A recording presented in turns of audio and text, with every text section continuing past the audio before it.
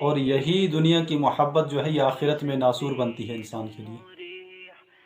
یہی چیز ہے جو انسان کو جہنم میں لے کے جائے گی. اسی دنیا کی وجہ سے ہی قارون جہنم میں گیا. دنیا نے ہی اسے لالچ میں ڈالا. فرعون کو دنیا نے لالچ میں ڈالا، شداد کو ڈالا، ابو جہل کو ڈالا کہ سرداری چلی جائے گی. یہ دنیا ہے ہی دھوکہ، یہ دھوکے کا گھر. لیکن ہم لوگ دن بدن یہاں کیا چاہتے ہیں کہ ہمارے مکان اچھے ہوں، بڑی بڑی بلڈنگیں ہوں، ہمارے پاس گاڑیاں ہوں، آرام ہو، دولت ہو، پھر آگے نوکر ہوں، ہمیں کچھ کرنا نہ پڑے، بس سب کچھ بیٹھے بیٹھے مل جائے.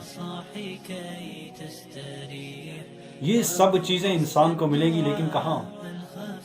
جنت میں بیٹھے بیٹھے. جو وہ خواہش کرے گا اللہ تعالیٰ وہ سب چیزیں اسے دے گی. لیکن یہاں نہیں. یہ جو دنیا ہے یہ کس کے لیے ہے؟ یہاں جو عیش و عشرت تھوڑی بہت بیچاری کر لیتا ہے وہ غیر مسلم، یہ اس کے لیے ہے کہ ٹھیک ہے بھائی کچھ دن ہیں اس کے. اور ہم کیا ہوتا ہے جب ہم انہیں دیکھتے ہیں تو ہم بھی، ہمارے دل میں بھی یہی خیالات آتے ہیں کہ کاش ہمیں بھی ان کی طرح بادشاہت، بڑے بنگلے، گاڑیاں، یہ چیزیں ہوں. نہیں، یہ چیز اللہ تعالیٰ نے انہیں یہاں صرف اسی دنیا میں ان کے لیے رکھی بس. اور مومن کے لیے سب کچھ جنت میں. ہمارے اوپر دن بدن دنیا کی محبت گر کر رہی ہے، حاوی ہو رہی ہے. ہمیں اس دنیا کی محبت سے نکلنا ہے. ٹھیک ہے، پیسے کماؤ جتنے مرضی، لیکن حلال طریقے سے، جائز طریقے سے. آپ جو بھی کرنا چاہتے ہو اس دنیا میں، اللہ کے نبی کی زندگی کو دیکھیں. ان کی زندگی کے مطابق، ان کے صحابہ کی زندگی کے مطابق جو بھی عمل، جو بھی کام آپ کر رہے ہیں وہ آپ کے لیے عبادت ہے. لیکن اگر ان کا طریقہ ہٹ کر ہم غیروں کے پیچھے جا رہے ہیں تو یہ پھر آخرت میں ہمارے لیے اللہ بچائے مصیبت ہے. ہر کوئی خوش ہوتا آج اگر اس کے پاس پیسے آ جائیں، مال و دولت آ جائے، گاڑی مل جائے. یہ سب چیزیں جب اسے دنیا کی عیش و عشرت مل جائے تو وہ خوش ہوتا ہے، حالانکہ یہ عارضی ہے. لیکن صحابہ کیا تھے؟ حضرت عمر رضی اللہ تعالی عنہ کے پاس دو بندے آئے اور دیکھیں ان کا جو معاملہ تھا، ان کا جو کیس تھا، یہ کیا تھا. ان کے پاس آئی تو ایک نے 4 ایکڑ زمین بیچی تھی، فارغ پڑی تھی، اس نے بیچ دی. دوسرے ایک نے خرید لی، اب دام وغیرہ ہو گئے، زمین بیچ دی. اب دوسرے بندے نے جس نے خریدی، یہ صبح وہاں ہل چلا رہا تھا کھیتی باڑی کرنے کے لیے، تو زمین سے خزانہ نکل آیا، ہیرے جواہرات نکل آئے. تو اس نے جب یہ دیکھے تو اکٹھے کیے. آپ کو اور مجھے ملتے، کسی کو اطلاع بھی نہ ہوتی، اٹھا کے گھر میں رکھ دیتے، کسی کو پتہ بھی نہیں ہوتا، لگا دیتے سارے مکان میں دولت، عیش و عشرت کے لیے. تو اسے جب ملے اس نے اکٹھے کیے، اور یہ ہیرے جواہرات جو خزانہ ملا یہ اٹھا کر سیدھے کس کے پاس؟ جس سے زمین خریدی تھی، اس کے پاس گیا.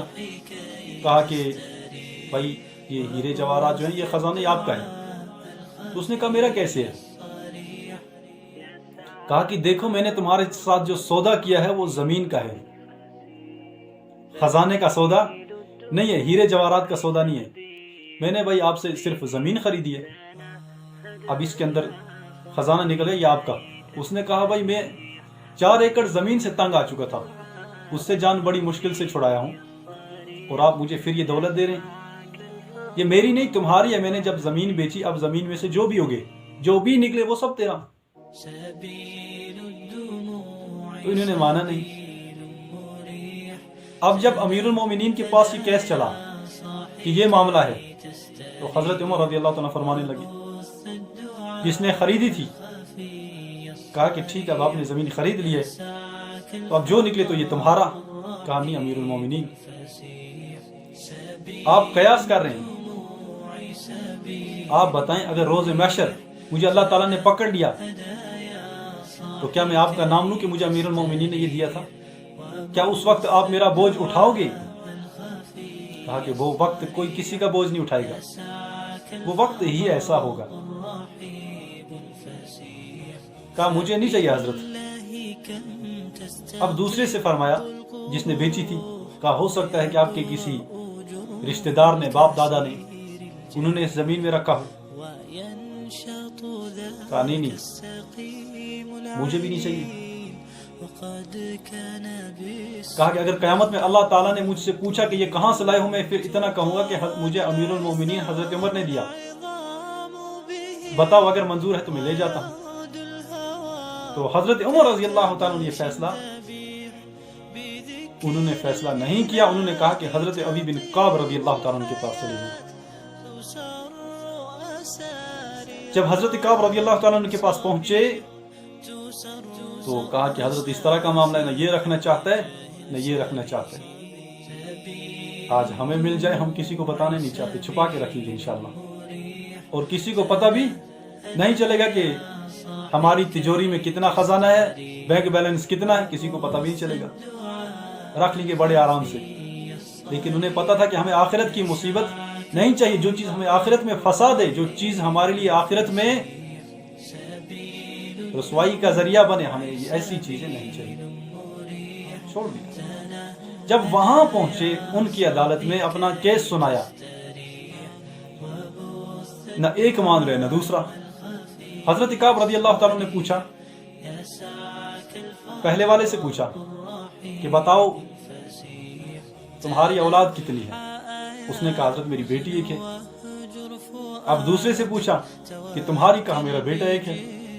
تو حضرت کعب رضی اللہ تعالیٰ نے فرمایا بھائی میرا فیصلہ یہ ہے, میری رائے یہ ہے کہ آپ دونوں آپس میں نکاح کر لیں اور یہ جو مال و دولت, یہ خزانہ, یہ ان کے حوالے کر دیں, انہیں دے دیں. آپ کے گھر میں بھی آدھا آ جائے گا اور آپ کے گھر میں بھی آدھا آ جائے گا, انہیں دے دیں. یہ رکھنا نہیں چاہتے ہم,